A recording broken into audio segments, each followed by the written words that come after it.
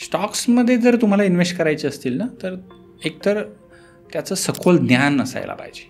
Fundamental analysis असेल, technical analysis असेल, बरोबर ना. या सगळ्या गोष्टींमध्ये आपली खूप चांगली पकड आणि अपडेटेड नॉलेज असणं खूप जास्त गरजेचं आहे.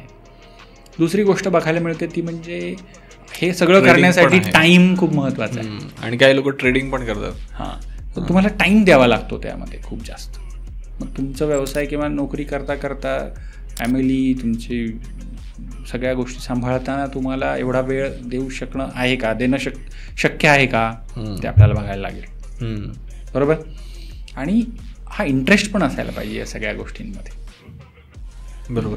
कारण फायनान्स म्हणजे ही गोष्ट अशी नाही, खूप डायनॅमिक आहे. म्हणजे रोज काहीतरी नवीन बदल होत राहतं. मग हे सगळं अपडेट राहणं आणि हे सगळं करणं थोडं चॅलेंजिंग आहे. तर म्युच्युअल फंडमध्ये आपल्याला हे सगळं करण्यासाठी प्रोफेशनल लोक आहेत, ते आपल्यासाठी हे सगळं करतात. पण मग त्यांना कमिशन द्यावं लागतं. मग त्याबद्दल काय सांगाल?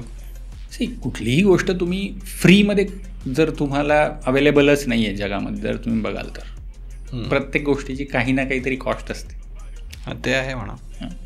सो म्युच्युअल फंडमध्ये ही फीज जी आहे ना, ती खूप डिस्ट्रीब्यूट झालेली असते.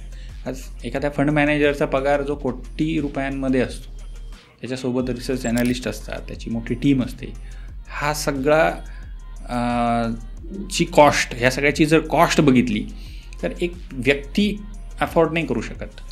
पण म्युच्युअल फंडमध्ये काय होतं तर अनेक इन्व्हेस्टर्स एकत्र येऊन तर पैसा इन्व्हेस्ट केलेला असतो, त्यामुळे ती कॉस्ट जी आहे ती डिस्ट्रीब्यूट झालेली असते.